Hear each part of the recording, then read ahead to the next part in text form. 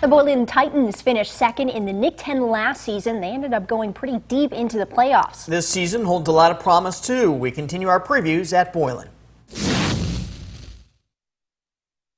The Titans don't return many starters, but the ones they have back should be all-conference caliber players. There's James Tango. At 265 pounds, he's as solid as a boulder. He'll start at nose guard on defense, and you can see him almost anywhere on the offensive line with his versatility. I really took that to heart, and I really trained hard to make sure I'm not going to be a one-and-done spot. I can definitely move around and play any position that the coaches need me to play. There's only one position on offense for John Stark, that's quarterback. He'll take the majority of the snaps this year. He split time last year with a graduated Jake Bergstrom. John has done a great job. He's done a great job in the offseason. John knows where he is. I think this team knows who our leader is, but it doesn't mean you won't see other guys in there getting reps. The Titans could have a thunder and lightning attack in the backfield. Senior Trey Malone at about 235 pounds will bring the thunder, and Erickton Goodlow the lightning. When you see all of Trey coming at you, you think twice, myself included. When you see Erickton coming at you, you think twice for different reasons. He gives us yardage out on the edge and the perimeter and the spread, and he's not easy to tackle because he's so fast. The Titans have another lightning bolt on offense, and receiver Davian Foreman. He'll also return kicks. We're hoping we can make it a challenge for you on a Friday night to find out where are we. Is he out as a spread end? Is he in the slot? Is he in the backfield? Where or how are we deploying him? On defense, the Titans should be extremely strong up the middle with Tango at nose guard, Malone and Daniel Contreras at linebacker, and Foreman patrolling at safety. Senior Chase Dixon also gives the Titans an athletic cornerback. I think we have a lot of talented players, and beyond that, we have a lot of guys that are willing to work hard. We're very excited for this season. We're looking to do a lot of damage this year. The Auburn Knights are playing with a chip on their shoulder this year. They snapped their 4th straight playoff appearance last season, where they averaged 20.7 points per game. Last year was really a younger team, so it was just more rebuilding for us last year. We definitely went through some growing pains. Our whole off season and our whole summer and fall camp has just been about getting to the level that we're capable of playing a lot faster than we did last year. The amount of experience on this team might be the Knights' biggest asset. They have a total of 13 returning starters on offense and defense. With both the seniors and juniors growing closely together on and off the field, players say the value it brings to the team is huge. We all hang out with each other, so we got better connection and stuff, better communication. A lot of those guys were there last year as we went through those growing pains, and they don't want to go back. Even with a core group of guys returning on offense, there's obviously going to be some learning curves for the new guys coming in. Coach Toldo says even that has gone pretty smoothly.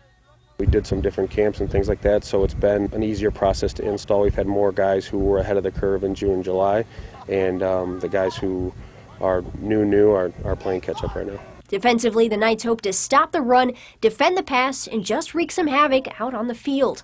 Douglas is one of the many guys hoping to do just that. Oh, we got hitters. We very aggressive on defense. Can't nobody hold us.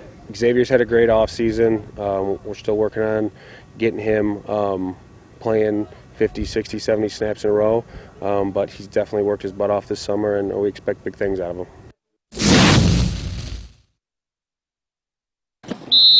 Jake Arnold spent the past 5 seasons as an assistant coach at Jefferson.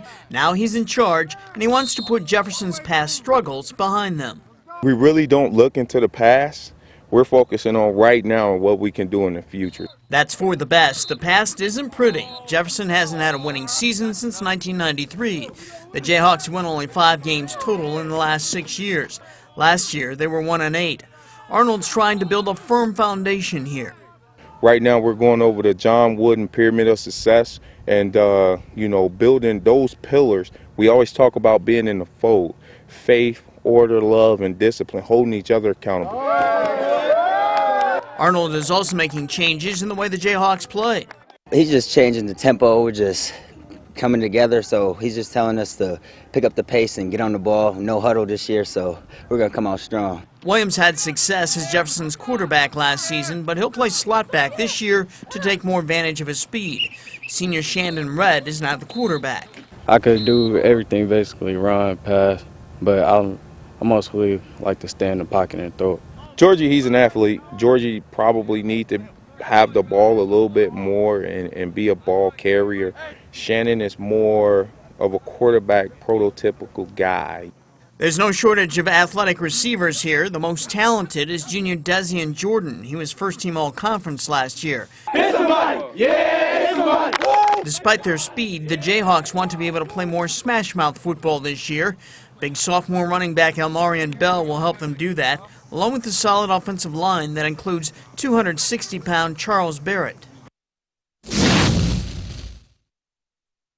When new coaches step into a program, they usually find the cupboard is somewhat bare in terms of talent. It's just the opposite at Harlem with new head coach Bob Moynihan. He has some big-time talent.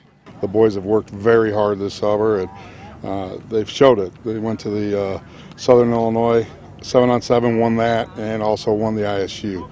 We went out to Loyola, played them, played Maine South. We played all the big schools that we could. The Huskies wanted to be challenged over the summer, all the better to prepare them for what they might face in the playoffs this fall. And they do expect to be in the playoffs and make some noise, unlike in previous years when playoff success has been rare. Every year I've been on varsity, I've been on it since freshman year, and we've always come up short. We always come up like first round, you know. We always get like one, maybe bad loss during the Nick-10 conference, but I'm ready to go past first round. I'm ready to do more and better things.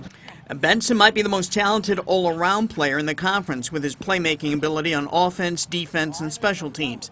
James Cooper at quarterback is a Division I prospect, and he's a perfect fit for Moynihan's college spread-style offense. He's got such an incredible release. It's nice to coach a young man with that type of release and that type of moxie. And Cooper will have lots of talented receivers to target. We literally have 8 extremely good receivers. Benson is one of them. Another is another Division I prospect, Dominic McCarron. He was the best tight end in the Nick-10 last season, but he has slimmed down from 230 pounds to 183 pounds to move to wide receiver, where he's more likely to play in college. The Huskies also have Brant Hickson and Austin Castile, among others, at receiver to give defenses headaches. And Logan Johnson, Omarion McFadden, and Adrian Palos give the Huskies 3 tailbacks who would be the envy of most teams. I really think the real question is is there enough corners to stop our weapons, and I really don't think there is. There's just no possible way that they can game plan for each and every one of our weapons on offense. The defense doesn't have much size, but there's speed aplenty on that side, just like on offense. We're going to be fast. We moved second-string linebackers to defensive linemen, and they're aggressive and they're fast. Benson at cornerback and Palos and Tristan Shackelford at linebacker will be some of the key players on defense. Aggressive seems to be the best word to apply to Moynihan's coaching style. I am a defensive coach, but I really like to score. I like to play fast break football. So, aggressive, yes, that's what I am. A look ahead to opening night when we come back.